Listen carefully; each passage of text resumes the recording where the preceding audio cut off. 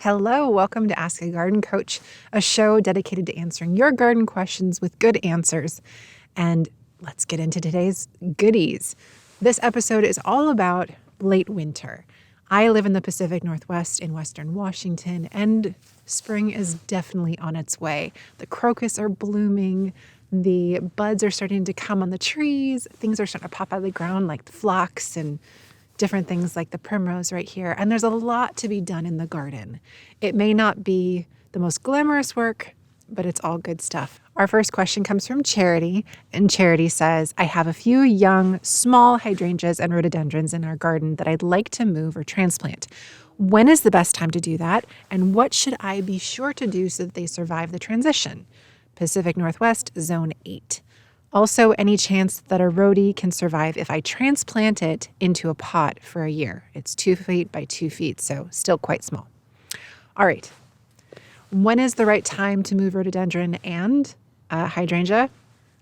Late winter, early spring. The best time really to move any shrub or tree or plant is when it's in its dormant state. And that is going to be either in the fall, right when things are going to sleep, or in the early spring when you can get the ground worked and get outside in the garden.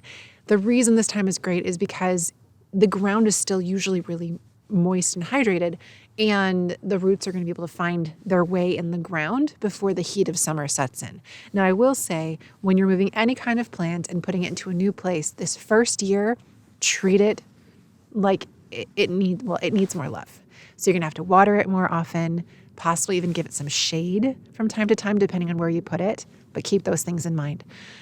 When you go to actually move your hydrangea or your rhododendron or anything else, know the root structure. So let's talk about hydrangea specifically. Hydrangea have shallow roots, and really hydrangea are pretty darn tough. It's one of the few woody perennial shrubs that I know of that you can actually hack through it and divide it like you do a regular perennial. The first time I heard that, I was just amazed and blown away that that was even possible, but they will do just fine with that.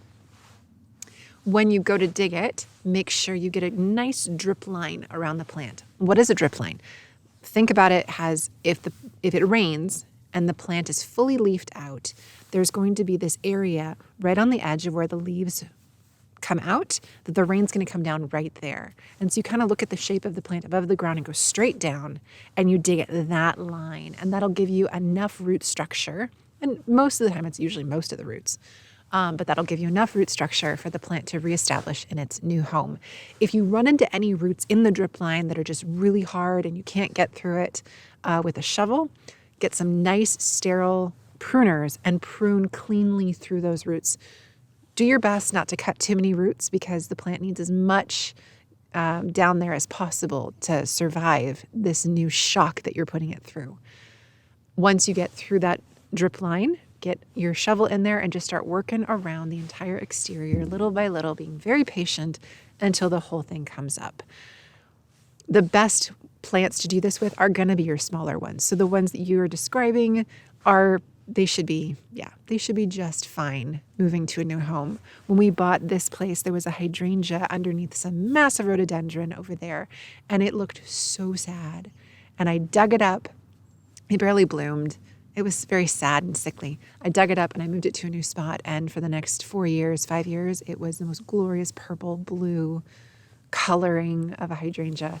Sadly, we had a really hot streak last summer, and that hydrangea is not doing so well. Hopefully it comes back, but we shall see. But yes, I know that they can be moved just fine. And rhododendron, same thing. They have really shallow roots, really easy to move. As long as they're small, they get really heavy when they're big.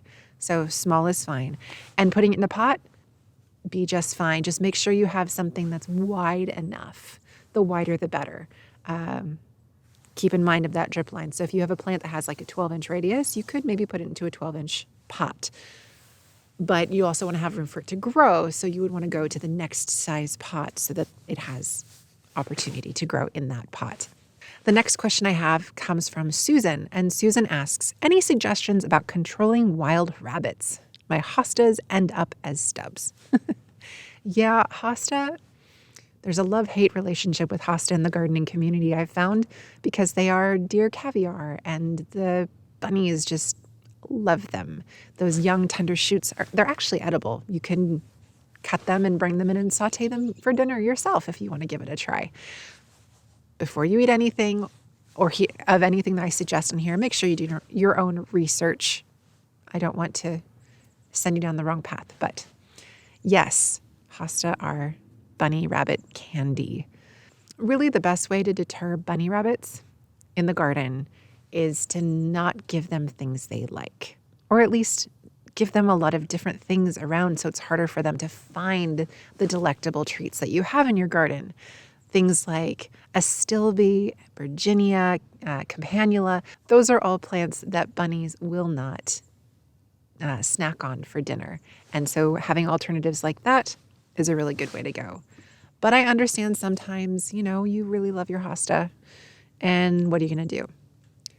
I would say protect the young growth. Once the plants get really big and established, they're not as appealing to the bunnies. I mean, they'll still come after them, but protect the young growth. And then if you have opportunity to corral or fence your garden, you're going to want to do a 2-foot high fence. That's about enough height for bunnies not to be able to jump up. And then you're going to want to bury that wire as well, because they are diggers and they are burrowers, and so they just go right underneath that lovely fence you just put up. So fencing is good. And then confusing the scent.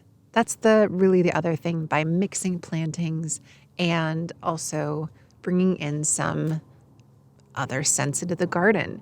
You can use things like human hair, animal hair. You brush your dog, take all that Douglas fir. That's a tree right there. No, you can take all of your dog fur and just sprinkle it around your garden, and that smell of a predator will throw your bunnies off. It might not keep them out permanently, but it will definitely confuse them. And there are other products you can buy that do the exact same thing. In addition to that, you could also invite your friends over that have a dog. If you don't have a dog, and just allow the dog to be in the yard, mark its territory, put its scent around, and that will also help you deter the bunny rabbits. Next question I have is from Jessie, and she says, root balls. If I get the main ball out, do I need to worry about all the extended roots? Will it grow back?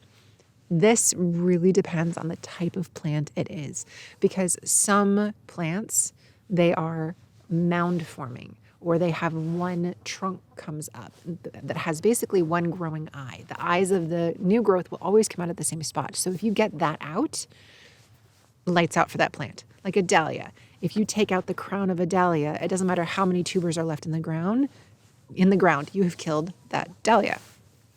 So I know that Jessie, I talked to her some more, and she said specifically she was talking about, what was it? I forgot again. Honeysuckle. Now, honeysuckle come in a few different varieties. You have bush honeysuckle and you have vining honeysuckle. She has a bush honeysuckle. I believe from the picture she sent me that it is a native honeysuckle to the Pacific Northwest. And that variety, it's bush style. So once you dig up the main root ball, there's any leftover roots in the soil, not as likely to be able to propagate from those root cuttings, essentially, is what's left in the soil. Now, if you have a plant that spreads in the ground, things like black-eyed Susan, for example, Rudbeckia, that one kind of spreads in the ground. So if you miss little pieces in the ground, yes, they will come back. So when it comes to digging out plants, just know your root ball, know the root system, and you'll be able to get all of it out. She did say she had a bunch of other things coming up in her pavers, and most likely what that was from that honeysuckle were the berries that the birds probably ate and dropped into her pavement, and new plants are sprouting up. So she will likely have a number of those baby plants coming up for quite some time, because they are just waiting in the soil to germinate. And now that she's removed this big plant, there's plenty of light for them to do that. So keep your eye out for all of those little volunteers, and don't give up. Keep at it, Jessie. The last part of this episode today is just really reminding you now is a great time, while everything is dormant, to think about your garden propagation goals. Propagation is making new plants from what you already got. And today I wanted to talk a little bit about perennials in the garden. Perennials are designed to grow, they multiply, they spread, and there are so many plants, even the ones that we think are annuals, that are actually perennials in the garden, depending on where you live. And understanding their root structure will help you multiply them very, very quickly and very, very easily. So here in this basket, I have some, well, to be honest, slug-loved primrose over here. And I dug this up and wanted to show it to you guys. I carefully removed as much of the soil as I could to show the root structure of the plant. But it kind of forms this big old cluster of plants. And inside you have these lovely rhizonomous growth in here. And the way to really multiply this plant, I have a few over here that I already did it. And I'll give you some close-ups as well. But each one of these were all stuck together, and you pull them apart, like snap them a little bit, and you have three separate plants. Three separate plants. It's very, very simple.